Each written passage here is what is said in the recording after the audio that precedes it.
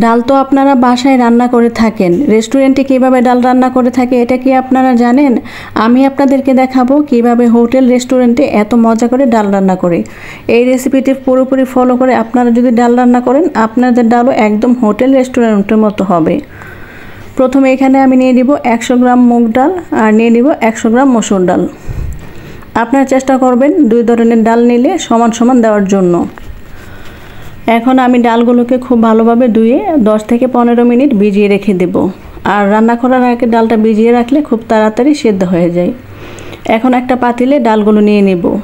এখন দিয়ে দেব half cup পরিমাণ পেঁয়াজ কুচি। আর পেঁয়াজ কুচিটা একটু বেশি দিলে ডালটা অনেক বেশি মজা হয়। এখন একটা টমেটো কুচি করে রেখেছিলাম, সেটা দিয়ে দিব। হাফ চা চামচের মতো হলুদ গুঁড়ো আর হাফ চামচ থেকে একটু কম দিয়ে দিব লাল মরিচ গুঁড়ো। দিয়ে দেব একটা এলাচ, তার তেজপাতা আর দারচিনি। এখানে আমি 25 গ্রাম মতো তেল দিয়েছি আর পরিমাণ মতো লবণ দিয়ে দেব। এখন এখানে আমি 1 লিটার মতো পানি দিয়ে দিব। প্রথমে চেষ্টা করবেন পানিটা কম দেওয়ার জন্য। ডালটা যখন একদম ঘন হয়ে যাবে সেই পর্যায়ে আপনারা আপনাদের পাতলা অনুযায়ী ডালে পানি দিয়ে নেবেন। এখন একটা ঢাকনা দিয়ে ঢেকে দেব।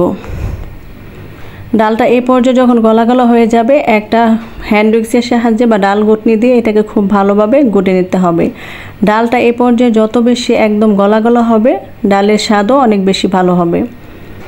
এইভাবে একবার হলো বাসায় রান্না করে দেখেন। হোটেল রেস্টুরেন্টে গিয়ে আর এইভাবে ডাল রান্না খেতে হবে না, বাসায় হোটেল রেস্টুরেন্টের মতো ডালের স্বাদ পাবেন।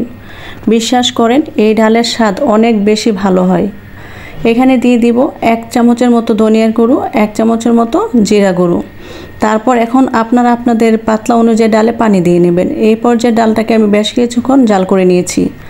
এখন ডালে ফোড়ন দিয়ে নেব। এখানে আমি বেশ কিছু পেঁয়াজ কুচি আর বেশ কিছু রসুন কুচি দিয়ে দিব। আর ফোড়নটাতে পেঁয়াজ রসুনের পরিমাণ বাড়িয়ে দিলে অনেক বেশি ভালো লাগে। এখন দিয়ে দিব অল্প কিছু জিরা। এটাকে দেওয়ার পর একদম ভাজা ভাজা করে নেব। এই পর্যায়ে আমি ডালটার মধ্যে এই ফোড়নটা দিয়ে দিব। এইভাবে যদি একবার ডাল রান্না করে খান, তাহলে আপনারা এই ডালের স্বাদ সবসময় মনে রাখবেন। এটা অনেক বেশি ভালো হয়। বিশ্বাস করেন, এই রেসিপিটি দেখার পর আপনারা একবার হলো ট্রাই করে দেখবেন। একদম হোটেল রেস্টুরেন্টের মতো বাসায় রান্না করতে পারবেন। যখনই হোটেল রেস্টুরেন্টের ডাল খেতে ইচ্ছা করবে, আপনারা বাসায় এভাবে রান্না করে দেখবেন। এটার স্বাদ অতুলনীয়। ডাল তো সবসময় রান্না করে থাকেন, কিন্তু এইভাবে একবার হলো রান্না করে দেখেন, এটার স্বাদ বলতেই পারবেন না।